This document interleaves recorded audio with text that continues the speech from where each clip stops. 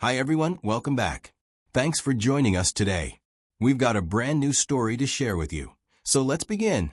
My name is Paul, and here is something that happened to me personally. Imagine working extra hours, cutting back on your own personal stuff, and dipping into your savings to help throw a special event for someone you care about deeply, only for them to treat you like nothing in front of everyone. But before I tell you what I did next, let me take you back to the beginning. Because the truth is, the signs were always there. I just didn't want to see them. I met this lady, Adriana, at a business networking event. It was one of those formal setups. Adriana stood out immediately. She was dressed elegantly. Naturally, I assumed she came from serious money. That assumption didn't last long. Her beauty made it hard not to notice her. So I walked up, introduced myself, and we got talking. That day marked the start of what I thought was a solid connection. A friendship that later grew into something deeper. We didn't start dating immediately. A few months passed before we made things official. And that's when I began to see behind the polished exterior. Adriana opened up more. Turns out, her family wasn't wealthy. Not anymore anyway. They were immigrants who once had a comfortable life. Her dad made smart investments and ran a few businesses until a financial crash wiped almost everything out. From what she told me, they went from being well off to being in serious debt practically overnight. Adriana worked as a marketing executive at an agency, and with her dad still trying to get back on his feet, a lot of financial pressure fell on her. She helped out where she could, paid bills, supported her parents, handled emergencies. I didn't look down on her for that. Life can throw curveballs at anybody, and I respected her for stepping up for her family. As for me, I worked as a logistics manager. I lived in a modest apartment, drove a decent car, and cooked at home more than I ate out. But I had ambition. I was putting money aside for a startup idea I believed in, and I was building towards something bigger. Now, here's where things started getting complicated. Adriana had a strong taste for the finer things. Designer clothes, high-end restaurants, weekend trips, and social events with the elite crowd. At first, I didn't mind. Everyone's got their preferences, right? I figured it wasn't a big deal. But little by little, the way she acted around me began to shift. She started making jokes. At least, she called them jokes.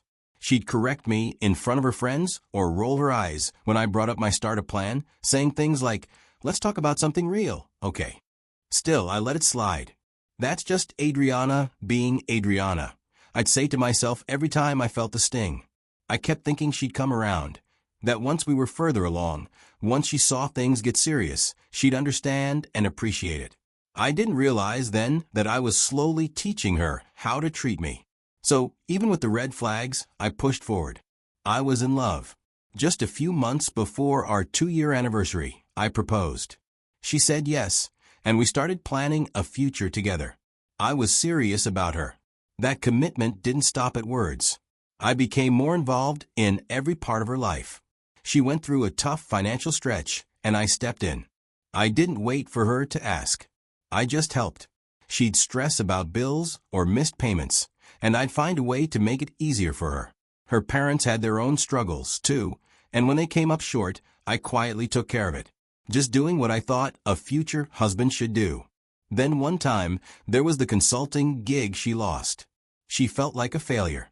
I gave her a loan to hold her over while she figured things out. I didn't treat it like a transaction. I saw it as an investment in the person I was going to spend my life with. We were building a life together. At least that's what I thought. Her parents were supportive of our relationship. They liked me. I wasn't keeping score. I didn't care who was giving more or doing more. I just wanted to see her win, and I assumed, naively, that she wanted the same for me. As we planned for the wedding, her birthday was just around the corner. She was going through a rough financial patch, and things were tight for her. So I stepped in, not because she asked, but because it felt like the right thing to do. She was my fiancée, and in my mind, that meant something. I wanted her to feel special, celebrated, even adored. This birthday was my way of telling her, "I've got you." Adriana took charge of all the planning. She picked the venue, a rooftop lounge in the city with a skyline view that screamed luxury.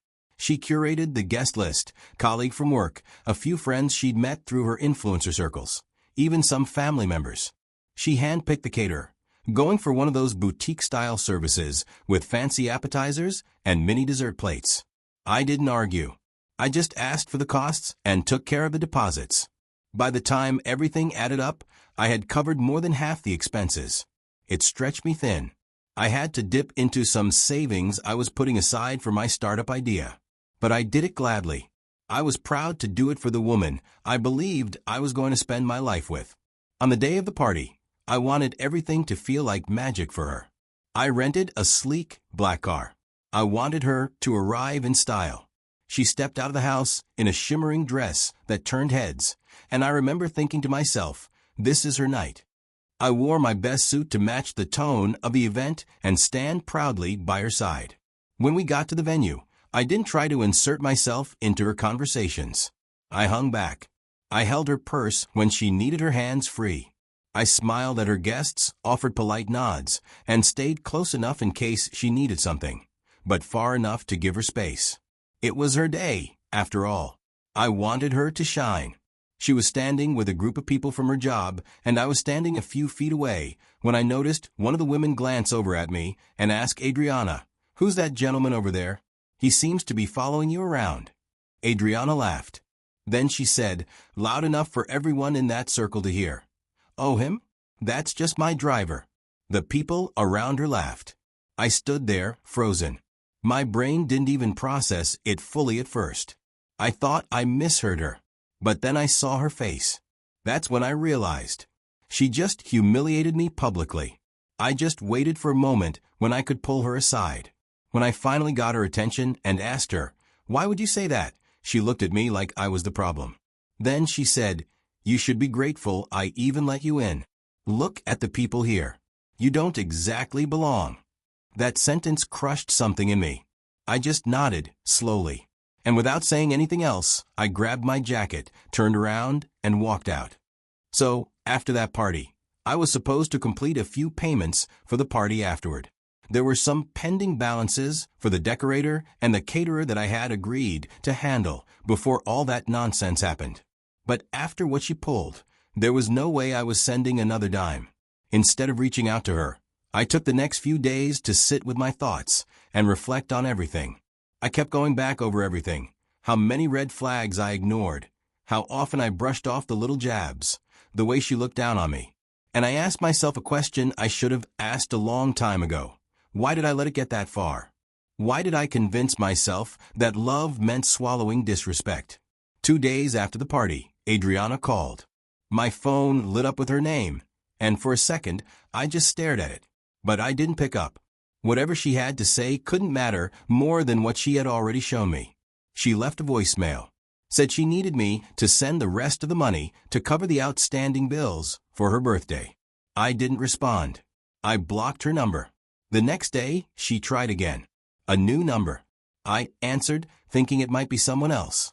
The moment I heard her voice, I hung up and blocked that number too. I had finally drawn the line. On the 4th day, she showed up at my house. I saw her through the peephole, standing there, waiting for me to open the door.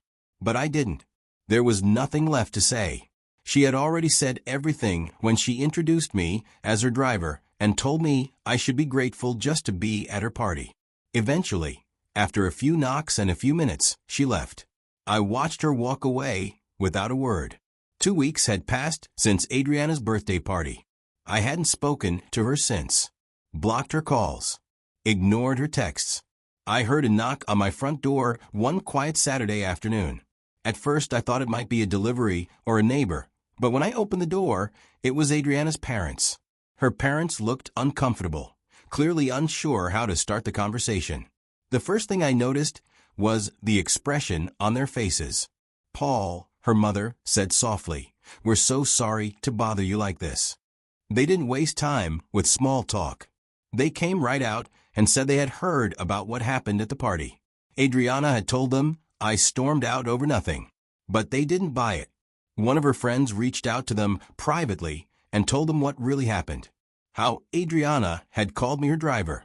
They were embarrassed. You could see it all over them. Her dad looked me straight in the eye and said, "We didn't raise her to treat people like that." He told me they'd noticed her changing recently, becoming more distant, more arrogant. "She's lost herself," her mom added. "She's been trying so hard to look like she belongs in that world that she forgot how to treat people who truly care about her." They asked me to reconsider my decision. Her father said, "We're not saying you should take her back, but maybe you could at least talk to her. Maybe hearing from you could bring her back to reality." I listened and appreciated their honesty. I knew it wasn't easy for them to come all the way to my place, knowing what their daughter had done. I respected them for that. But my answer was simple and clear. "I'm sorry," I said, "but Adriana is in my past. I don't hate her, but I've made peace with what happened, and I have no intention of ever going back." They nodded slowly. I could tell they weren't surprised. They thanked me for my time, apologized once again, and left. I stood at the door for a while after they left. By the time Adriana's birthday party faded into memory, I got another call, not from Adriana this time, but from her parents. When I answered, I could already tell from the tone of her father's voice that something was wrong. He said Adriana had gotten herself into a serious financial mess. Her father asked if I could help. "Just help her settle this," he said. "We'll handle the rest later." I listened and let him finish. And then I said, slowly but clearly, "She's no longer my responsibility." There was a pause. I think he was surprised by how calm I sounded. But I meant every word. After that statement, her parents hung up. As I look back now, I regret how long it took me to realize that love without respect is just self-harm. I'll never accept being treated like I'm less than what I am. Now, I want to end the story with a few lessons I've come to understand more clearly through everything I've experienced. If my story helps even one person recognize what I ignored, then it was worth telling. First, never ignore small signs. Disrespect doesn't always arrive wearing a flashing red light. So, if someone keeps taking jabs at you, especially in front of others, don't brush it off. Pay attention. They might be telling you exactly how they feel about you, just not in words you expect. Second, don't overextend yourself just to prove you're worthy of love or acceptance. Real respect doesn't need to be bought or begged for. It's either there or it's not. The more I gave, the more she took. And when it was time for her to defend me in front of her fancy crowd, she stripped me of my dignity instead.